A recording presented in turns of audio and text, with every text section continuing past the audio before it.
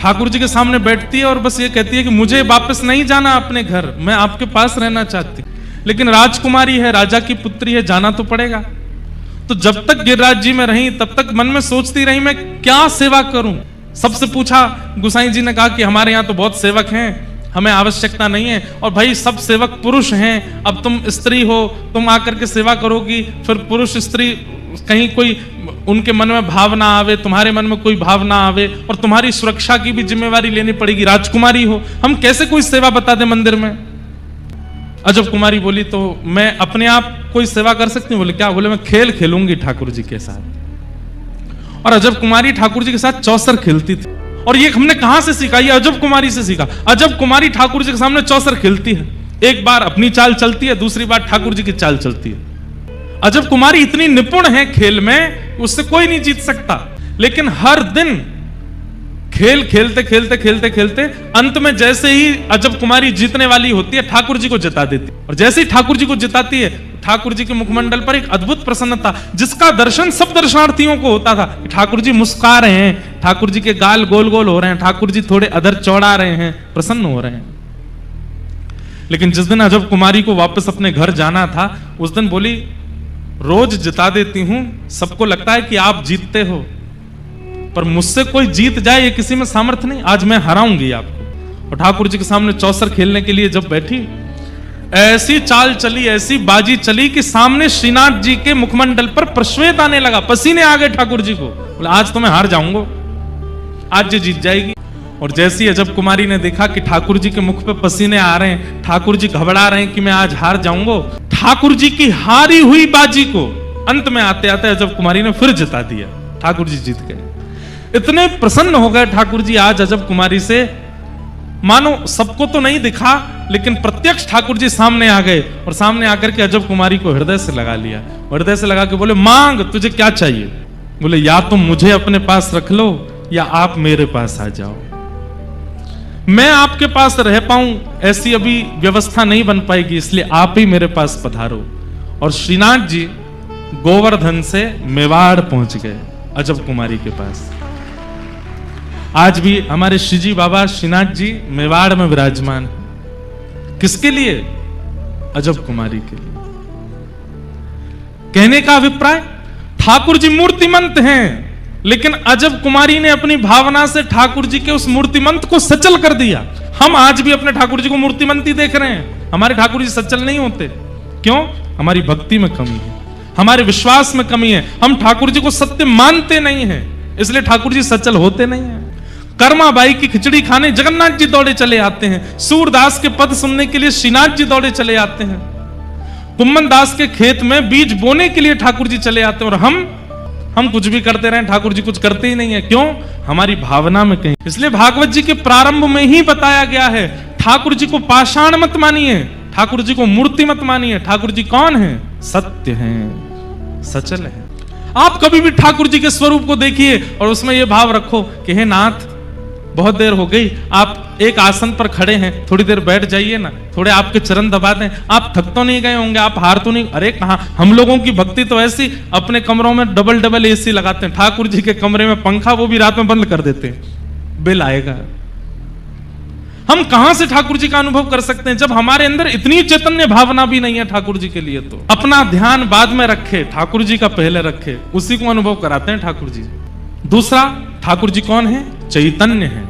चैतन्य मतलब वो हाथ भी हिलाएंगे, पैर भी चलाएंगे, नैन भी मटकाएंगे, आंखें बंद भी करेंगे, खोलेंगे भी, खाएंगे भी, पिएंगे भी, हंसेंगे भी, बात भी करेंगे। जिस व्यक्ति के जीवन में सुख आता है उसको दुख का अनुभव होता है, पर जिस व्यक्ति के जीवन में एक बार आनंद आ जाता है ना, फिर उसको दुख का अनुभव नहीं होता। हमारे वृंदावन में सुख नहीं है, वृंदावन में आनंद है। बिहारी जी के दर्शन के लिए लाइन में लगे महाराज, पीछे से रेला धक्का दे रहा है, आगे से रेला पीछे फेंक रहा है, ऊपर से धूप पड़ रही है, सांस नहीं ले पा रहे हैं, लेकिन फिर भी प्रसन्नता है। इसी को आनंद कहते हैं कि अव्यवस्था है, पर अव्यवस्था में भी आपका चित्त परम आनंद में है। अभी आप सब लोग नीचे बैठे हो, फर्श पे बैठे हो, कूलर किनारों में लगे हैं, बीच में पंखे लगे हैं, वो भी बहुत ऊपर लगे हैं, किसी को हवा आ रही है, किसी को नहीं आ रही, कोई तो अपने किसी कार्ड से ही अपने पंखा कर रहे हैं। पर फिर भी आप इतने प्रसन्न मुद्रा में बैठे हैं, क्यों? क्योंकि आप सुख में नहीं हो, आप आनंद में हो। और भगवत संबंधी क्रियाओं में सुख नहीं होता है, भगवत संबंधी क्रियाओं में आनंद ही होता है। आनंद का मतलब क्या है? अव्यवस्था में भी जो हमें प्रसन्न करता है उसे आनंद कहते हैं। जहां बहुत व्यवस्थित नहीं है फिर भी हम प्रसन्न हैं, उसे आनंद। इसीलिए नंद घर आनंद भयो, नंद घर सुख भयो, यशोदा घर सुख भयो नहीं कहते। सुख संसारी वस्तुओं से मिलता है। गुलाब जामुन सुख देता है, रसगुल्ला सुख देता है, समोसा सुख देता है, पर अति में अगर रसगुल्ला खाओगे तो दुख देगा, इसलिए वो सुख ही है, आनंद नहीं है। अति में समोसा खाओगे तो दुख देगा, अति में रसगुल्ला खाओगे तो दुख देगा। इसलिए जिसकी अति होने पर दुख परिवर्तित हो जाता हो, सुख दुख में परिवर्तित हो जाता हो, वो आनंद नहीं हो सकता।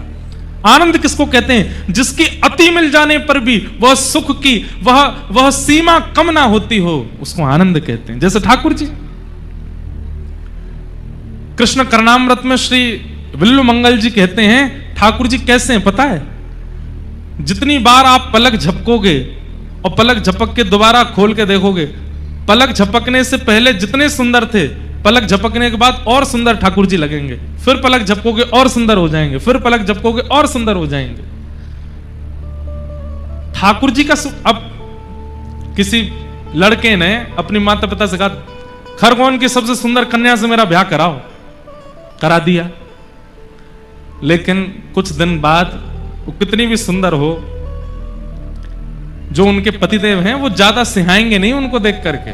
एक आध बार देख लिया ठीक है, अब तो सुंदरती तो है, क्योंकि संसार की सुंदरता कैसी है, वो प्रतिक्षण, संसार का सुख कैसा, प्रतिक्षण भोग करते करते घटता है, उसका आस्वादन करते करते करते उससे मिलने वाला सुख हमको घटाता है। पत्नी अपने पतियों को ढूंढना नहीं, ऐसी बात है क्या? कहीं पूछने लगो ये जो महाराज जी कह रहे हैं ये सत्य है क्या? लेकिन ठाकुर जी का स्वरूप कैसा है?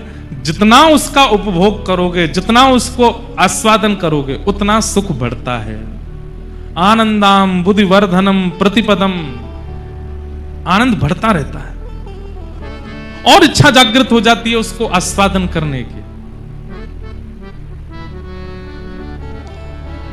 इसलिए ठाकुर जी कौन है? आनंद, सुख नहीं है। भागवत जी की पवित्रतम कथा चल रही है, उस समय एक बार हरि बोल बोला जाता है तो वो 1 लाख के समान हो जाता है।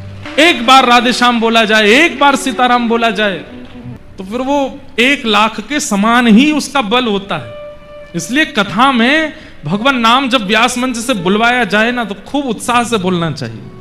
इतना सुंदर चरित्र है श्री चैतन्य महाप्रभु का।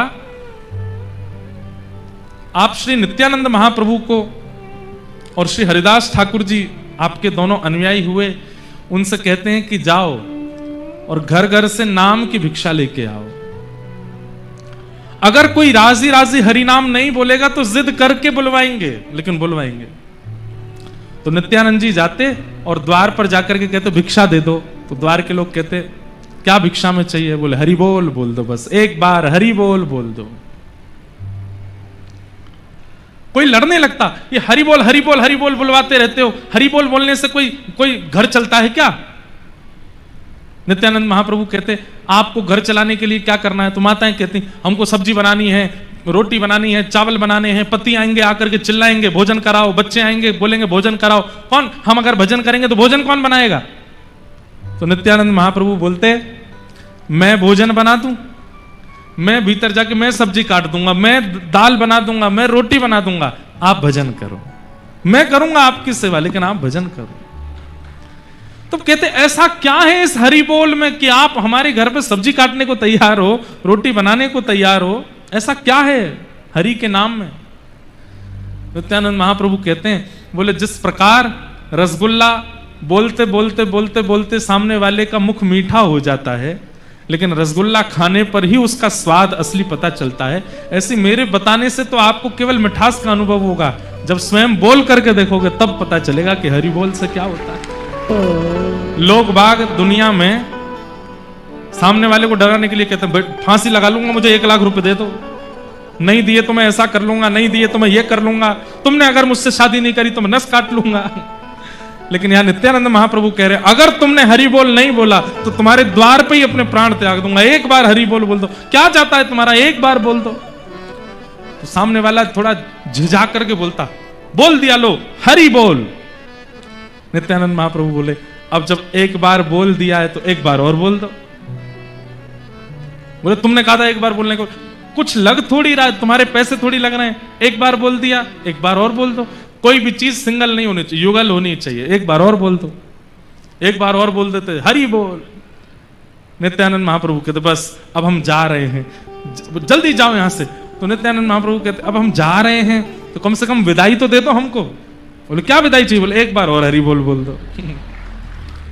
बंधुओं, सामने वाला व्यक्ति जब तीसरी बार हरि बोल बोलता था, 3 बार हरि बोल बोलती उसके चित्त में प्रेम लक्षणा भक्ति प्रज्वलित होने लगती थी और वो तो बस भुजा उठा करके नित्यानंद महाप्रभु के साथ ही नृत्य करने लगता था।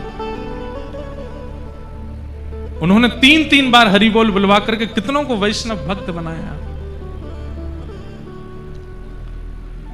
हरि नाम, हरि कथा, हरि स्वरूप की कैसी महिमा है, ये तो तभी पता चलेगा जब उसमें प्रवेश करोगे। केवल सुनने मात्र से काम नहीं चलेगा। एक बार हरि नाम को अपने जीवन में लेकर के देखिए और फिर जीवन हरि नाम को दे करके देखिए, आप उसका अनुभव करेंगे। कैसा अनुभव? शरीर में कितनी भी बाधाएं हो जाएं, पीड़ा नहीं होगी आपको। जीवन में कितनी भी रुकावटें आ जाएं, आपको चिंता नहीं होगी आपको, अगर हरि नाम जीवन में होगा तो। जैसा एक सामान्य व्यक्ति का जीवन होता है वैसा ही चलेगा सब कुछ, लेकिन आप प्रभावित नहीं होगे उससे। ये हरिनाम की महिमा। ऐसे भगवान सच्चिदानंद रूपाय, 3 रूप हैं, सत्य, चैतन्य और आनंद। विश्वोत्पत्त्यादि हेतवे, विश्व की उत्पत्ति, पालन और संहार जो करते हैं। तापत्रय विनाशाय, 3 प्रकार के तापों का जो उपशमन करते हैं। श्री कृष्णाय वयम नमः, ऐसे श्री कृष्ण को हम बारंबार प्रणाम करते हैं। एक बात बोलें बंधुओं, ठाकुर जी की सेवा अगर घर पर विराजमान है और आप ठाकुर जी की खूब सेवा करते हैं, कथा सुनते हैं, सत्संग करते हैं, तिलक लगाते हैं, कंठी पहनते हैं, एकादशी करते हैं, तो संसारी उपलब्धियां और संसारी रुकावटों से आप विचलित नहीं होंगे। ये एक घोर संसारी व्यक्ति का लक्षण है कि वो रोता ही रहता है, मुझे ये नहीं मिला, मुझे ये नहीं मिल रहा, मेरे साथ ये नहीं हो रहा, मेरा ये काम नहीं बन रहा, मेरे बच्चों को ये प्राप्त नहीं हो रहा, मेरी पत्नी ऐसी। वो रोने वाली जो स्थिति है वो महासंसारी व्यक्ति की होती है। भगवत भक्त कभी रोता नहीं, वो हर चीज का धन्यवाद और कहता है। जैसे कहीं पर इन्वेस्टमेंट किया और लॉस हो गया, धन्यवाद ठाकुर जी, आपकी बड़ी कृपा। निश्चित ही ये पैसा अगर मेरे पास रहता तो मेरे और मेरे परिवार के लोगों की मति को भ्रष्ट कर देता, आपने कहीं लगवा करके नष्ट करवा दिया, बहुत बहुत कृपा आपकी, धन्यवाद। वैष्णव व्यक्ति हर स्थिति की धन्यवाद कहता है। पत्नी अनुकूल मिल गई, धन्यवाद प्रभु, मैं अकेला भजन करता था, अब दोनों भजन करेंगे। और प्रतिकूल मिल गई तो भी ठाकुर जी बड़ी कृपा आपकी, आपने प्रतिकूल पत्नी दी है, मेरी सुनती ही नहीं है, मेरी मानती ही नहीं है, मेरे प्रति बिल्कुल सम्मान नहीं रखती, बहुत अच्छी कृपा है आपकी। क्यों? अगर जरा भी सम्मान करती, प्रेम करती तो इससे भी प्रेम हो जाता मुझे। आपने अच्छा किया, इसको विपरीत रखा, अब इसके बट का प्रेम भी आपसे ही करूंगा मैं। हर चीज में प्रसन्न। चलते चलते गिर गए, पांव टूट गया, जय हो ठाकुर जी, बड़ी कृपा आपकी, वाह, पांव तोड़ दिया मेरा, हड्डी हड्डी सब टूट टाट गई है भीतर, डॉक्टरों ने कहा है 3 फ्रैक्चर आए हैं। मुझे पता है आप चाहते हैं कि मैं कुछ दिन आराम करूं, इसीलिए मेरा पांव तोड़वा दे। कोई नहीं, अब आराम करूंगा, आप जैसे चाहोगे। वैष्णव व्यक्ति का यह स्वरूप होता है, वो किसी भी बात की ठाकुर जी से शिकायत नहीं करता, हर स्थिति को स्वीकार करता है, चाहे जैसी हो। तापत्रय विनाशाय, सुदामा जी ने कभी शिकायत नहीं की भगवान से, मीराबाई ने कभी शिकायत नहीं की कि आपने ऐसा क्यों किया मेरे साथ, गजेंद्र ने कभी शिकायत नहीं की। शिकायतें तो हम करते हैं। और एक बात बोले बंधुओं, ये प्रेम का स्वरूप नहीं है। जैसे कोई कहे आपसे कि मैं आपसे बहुत प्रेम करता हूं, लेकिन सुबह से शाम तक केवल शिकायत ही करता रहता है, ये हो गया, तुमने ये नहीं किया, तो कहीं ना कहीं उसका प्रेम अभी उस स्थिति का नहीं है, इसलिए शिकायत है। प्रेम में शिकायत नहीं होती, प्रेम में स्वीकार होता है। शिकायतें बहुत ज्यादा जहां होती हैं वहां कहीं ना कहीं प्रेम घट गया है, प्रेम थोड़ा कम है, इसलिए शिकायतें। जैसे स्कूल में जब हम पढ़ते थे, अब हमने कोई गलती की, हमारे मित्रों ने देख लिया, कई इतने उद्यमी होते थे, वो प्रतीक्षा करते थे कि कब टीचर आए और हम उनको बताएं। टीचर को पता नहीं चला है कि क्लास में कुछ ऐसा हुआ है। सर, वो जो पीछे बैठा है ना बेंच पे, वो ऐसे ऐसे कर रहा था। अरे उनको पता नहीं चला, तू क्यों जाकर के बोल रहा है? ऐसे बच्चे बड़े शातिर, बड़े चालाक माने जाते थे।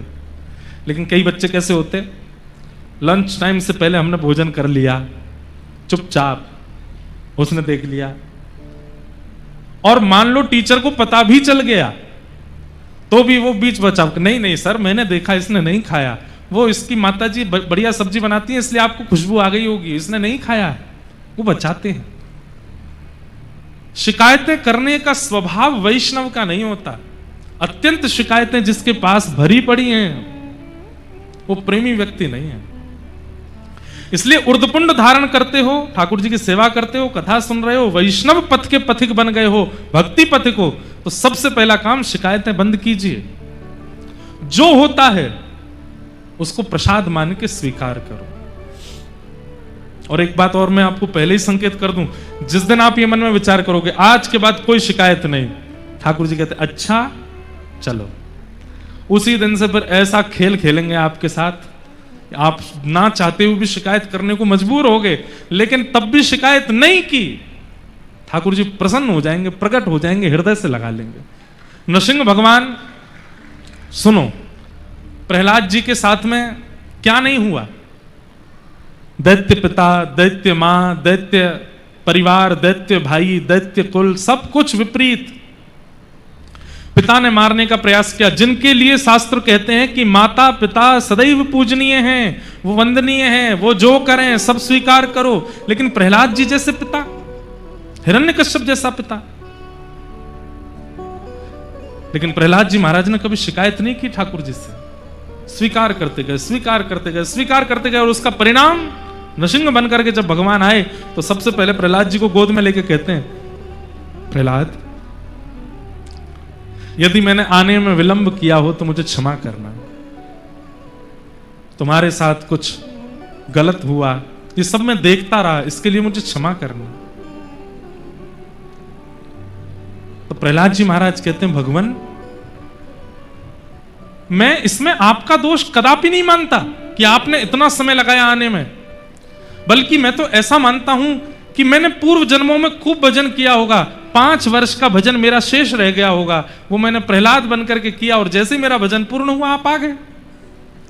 अब इस बीच में मेरे साथ जो हुआ, उनकी मुझे कोई शिकायत नहीं है आपसे, ये मेरा प्रारब्ध रहा होगा।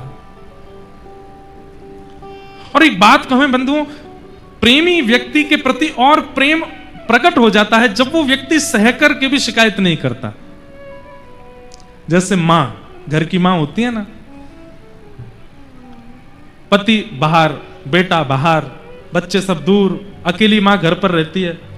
जब सब लौट करके आते हैं तो पूछते हैं, मां आप ठीक हो? अब वो मां अपनी अकेलापन बता नहीं पाती कि मैं पूरे दिन अकेली थी, कोई करने को नहीं था, बात करने को नहीं था, आज ये नहीं खाया, आज ऐसा नहीं किया। पर शाम को जब देखती है कि थके हारे बच्चे आए तो क्या, नहीं बहुत अच्छा था, सब अच्छा था, मैं तो पूरे दिन टीवी देखती रही। पूरे दिन उसने सहा है, लेकिन फिर भी वो शिकायत नहीं करती।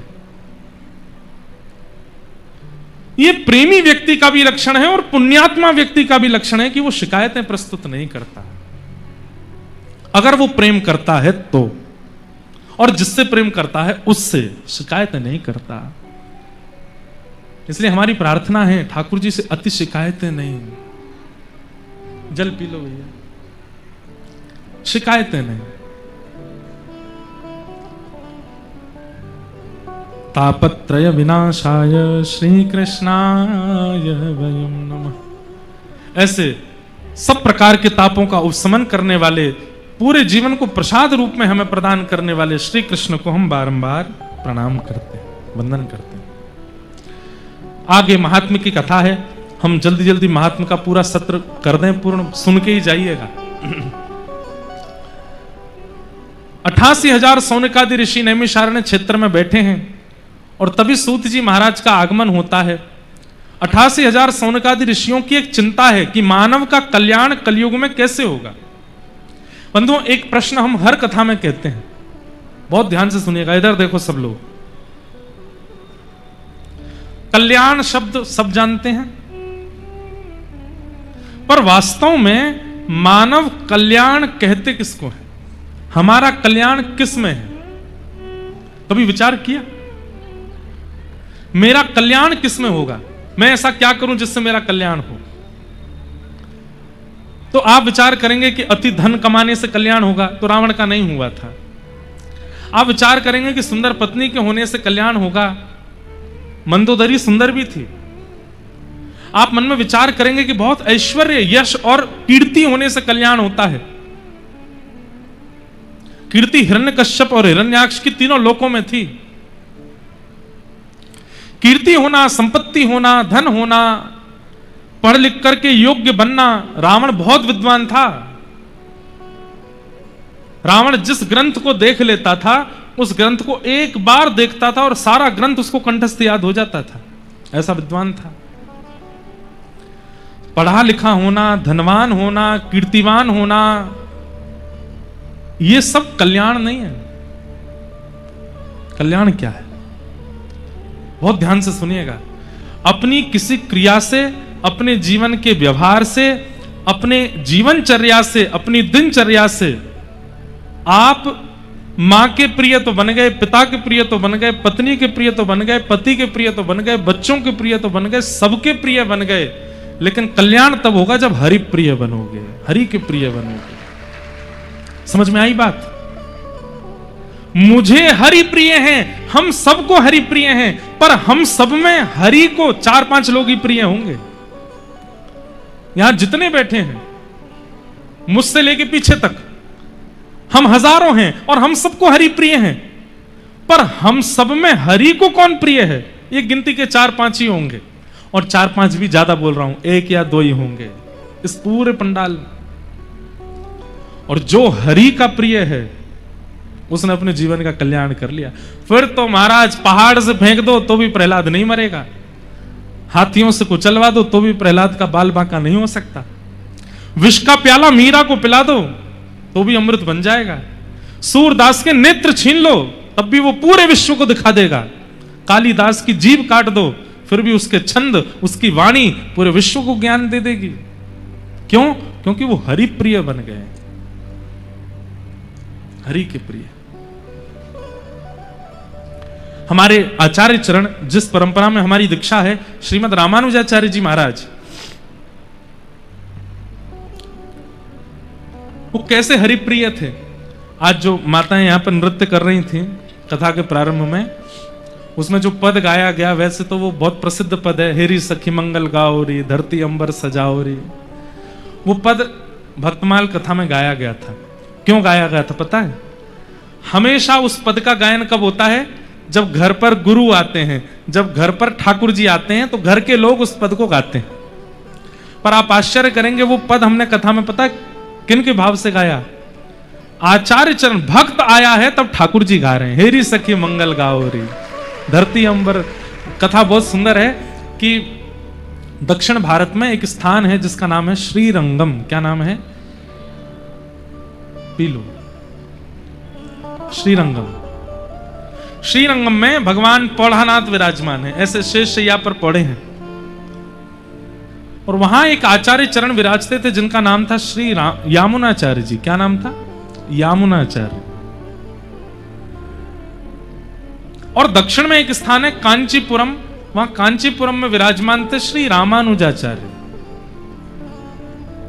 तो व्यास मंच पर भागवत जी के नीचे आप लोग तिलक का दर्शन कर रहे हो ना, ये रामानुजाचार्य जी का तिलक है। तो रामानुजाचार्य जी के मन में आया कि मैं यामुनाचार्य जी से दीक्षा ले लूं, और उसी समय यामुनाचार्य जी के मन में आया कि अब मैं वृद्ध हो गया हूं, मेरे बाद इस गद्दी पर बैठने का अधिकारी कांचीपुरम में विराजमान रामानुजाचार्य है, क्यों ना मैं उनको बुला करके गद्दी पर बैठा दूं। लेकिन इस बात को जब ठाकुर जी ने सुना कि यामुनाचार्य जी और रामानुजाचार्य ये दोनों मिलने वाले हैं, गुरु दीक्षा देने वाले हैं और ये उनके शिष्य बनने वाले हैं, तो ठाकुर जी को चिंता हो गई। क्यों? बोले भैया अगर ये दोनों आचार्य मिल गए तो पूरी पृथ्वी का कल्याण करके उद्धार करके सबको वैकुंठ पहुंचा देंगे और फिर पृथ्वी पर कोई बचेगा नहीं जन्म लेने के लिए। ये पृथ्वी केवल समुद्र और पेड़ पौधों से ही घूमती रहेगी अकेली, इस पर मानव तो बचेंगे ही नहीं। और केवल मानव नहीं, ये जीवात्माओं का भी कल्याण कर देंगे, ये पशु पक्षियों का भी कल्याण कर देंगे, क्योंकि दोनों में भक्ति की ऐसी स्थिति है, ये जहां जाएंगे वहां कल्याण करते चले जाएंगे। और अगर ये दोनों मिल गए, पूरे विश्व का कल्याण हो गया, तो फिर धरती कैसे चलेगी? इसलिए ठाकुर जी ने विचार किया इन दोनों का मिलन होना नहीं चाहिए। सोचो,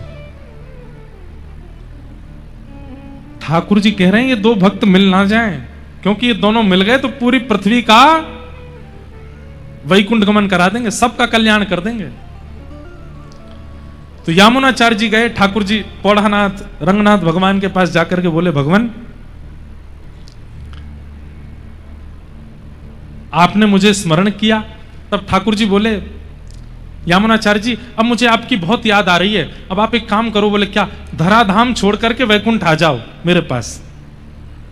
तो यामुनाचार्य जी बोले, भगवान अभी मेरे को रोग लगा है, रोग ठीक हो जाए, बिल्कुल स्वस्थ हो जाए, फिर मैं वैकुंठ आ जाऊंगा। वो नहीं, अब मुझसे रहा नहीं जा रहा, अब तुम जल्दी आओ मेरे पास। क्योंकि ठाकुर जी चाह रहे हैं कि रामानुजाचार्य आए उससे पहले ये वैकुंठ आ जाएं। तो यामुनाचार्य जी बोले, मेरे कुछ काम रह गए, उसके लिए कुछ समय मिल जाएगा? ठाकुर जी बोले, कितना समय चाहिए? तो यामुनाचार्य जी बोले, केवल 8 दिन का समय दे दो। ठाकुर जी बोले, 8 दिन में तो रामानुजाचार्य जी नहीं आ पाएंगे, 8 दिन मांग रहे हैं, दे देते हैं। तो ठीक है, 8 दिन में आप वैकुंठ आ जाना। यामुनाचार्य जी बोले, ठीक है। ध्यान से सुनिएगा, बहुत सुंदर लीला है। ठाकुर जी चतुर हैं, पर भक्त चतुर शिरोमणि होते हैं। भक्त जो है ना, वो संसार के सामने तो बहुत सीधा होता है, पर ठाकुर जी के आगे चतुर बन जाता है। ठाकुर जी की चतुराई नहीं चलती भक्तों के आगे। तो यामुनाचार्य जी बोले, 8 दिन का समय दे दो। तो जब यामुनाचार्य जी चले गए, भगवान ने कहा, ठीक है 8 दिन बाद आप वैकुंठ आ जाइए। ठाकुर जी सोच रहे हैं इन्होंने 8 दिन क्यों मांगे। तब उनको पता चला, अरे इन्होंने एक सेवक को अभी कांचीपुरम भेजा है और यहां से कांचीपुरम जाने में 4 दिन लगते हैं। 4 दिन में वो सेवक पहुंचेगा और जैसे ही रामानुजाचार्य जी से कहेगा कि यामुनाचार्य जी बुला रहे हैं, रामानुजाचार्य जी तुरंत निकलेंगे और 4 दिन में वो आ जाएंगे।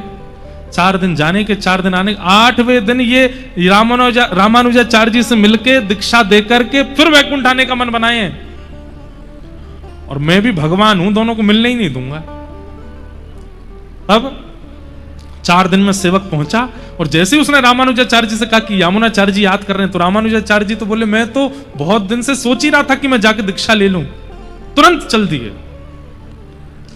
और जैसे ही रामानुजाचार्य जी श्रीरंगम पहुंचे, बस द्वार पर पहुंचे ही हैं कि भगवान तुरंत यामुनाचार्य जी के सामने आके बोले, चलो 8वां दिन है आज।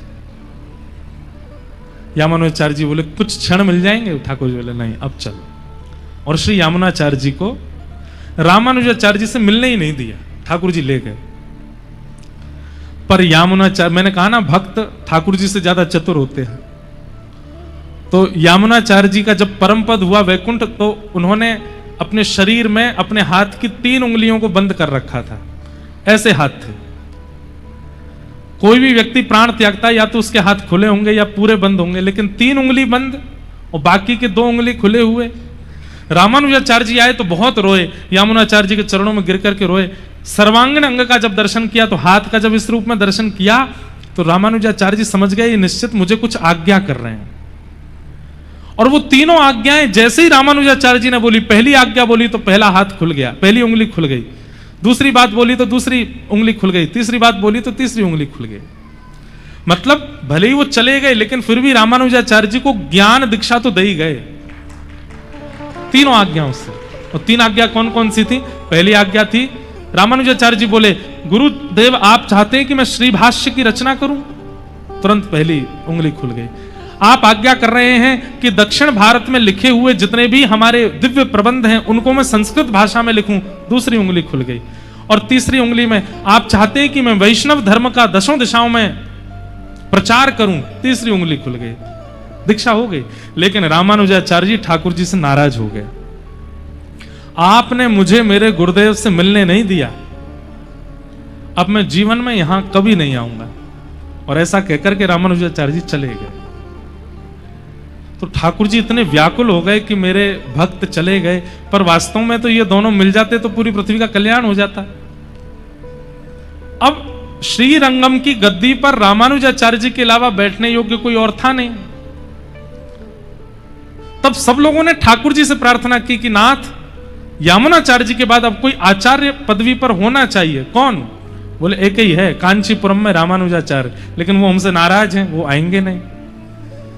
तो बोले कैसे आएंगे? बोले एक तरीका है, वो कांचीपुरम में जिस भगवान की आराधना करते हैं वो भी मेरा ही स्वरूप है, वरदराज भगवान, अगर वो प्रसन्न होकर के उनको भेज दें तो वो आ जाएंगे।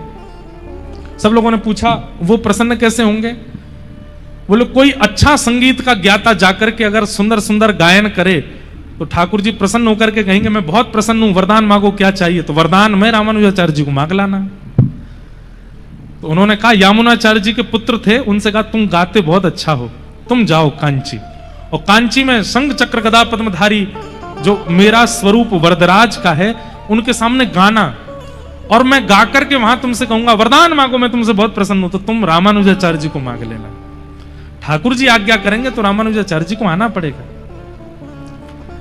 तब वो गए, वहां जाकर के गायन किया। वरदराज भगवान बोले वरदान मांगो, तो कहा कि महाराज या रामानुजाचार्य जी को हमें दे दो। तो वरदराज भगवान ने रामानुजाचार्य जी से कहा कि अब आप श्री रंगम जाओ, हमारी आज्ञा है। रामानुजाचार्य जी बोले मैं तो वचन लेके आया हूं कि मैं कभी नहीं जाऊंगा, उन्होंने मुझको मेरे गुरुदेव से मिलने नहीं दिया, मैं कैसे जाऊं उनके पास? बोले हमारी आज्ञा है, तुमको जाना पड़ेगा। तब रामानुजाचार्य जी श्रीरंगम आए, और जब श्रीरंगम रामानुजाचार्य जी आ रहे थे तब ठाकुर जी गा रहे हैं, हेरी सखी मंगल गाओ रे, धरती अंबर सजाओ रे, उतरेगी आज मेरे पी की सवारी। और ऐसा वाणियों में सुनने में आया है। ठाकुर जी शंख चक्र गदा पद्म धारण करके सचल हो गए, हलवाइयों के पास जाते हैं, क्या बना रहे हो, ऐसे बनाओ। सजावट करने वालों के पास जाते हैं, यहां पर फूल लगाओ, यहां पर गुच्छा लगाओ। मेरे रामानुजाचार्य आ रहे हैं। सुंदर रंगोली बनाने वाली बहनों के पास जाते हैं, बोले ऐसी रंगोली काढ़ो, मेरे रामानुजाचार्य आ रहे हैं।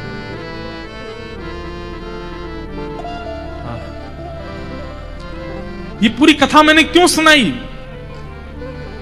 रामानुजाचार्य जी ने भले ही ठाकुर जी से मुंह फेर लिया, लेकिन क्योंकि ठाकुर जी को वो प्रिय हैं इसलिए उनका कल्याण हुआ। हरि प्रिय बनो, हमारा कल्याण, खरगोन के लोग हमसे रीझ जाएं, खंडवा के लोग हमसे रीझ जाएं, इंदौर के नेता हमसे रीझ जाएं, भारत के प्रधानमंत्री हमसे रीझ जाएं, देश के राष्ट्रपति हमसे रीझ जाएं, इससे कोई काम बनने वाला नहीं है। जगतपति, जगत नियंता, जगदाधार जगन्नाथ हमसे रीझ जाए, ये हमारा कल्याण है, इसमें हमारा कल्याण। इसलिए ऐसे विचार, ऐसे कर्म, ऐसी क्रिया, ऐसा भोजन, ऐसा पहनावा, ऐसा सब कुछ करो जिससे वो रीझ है।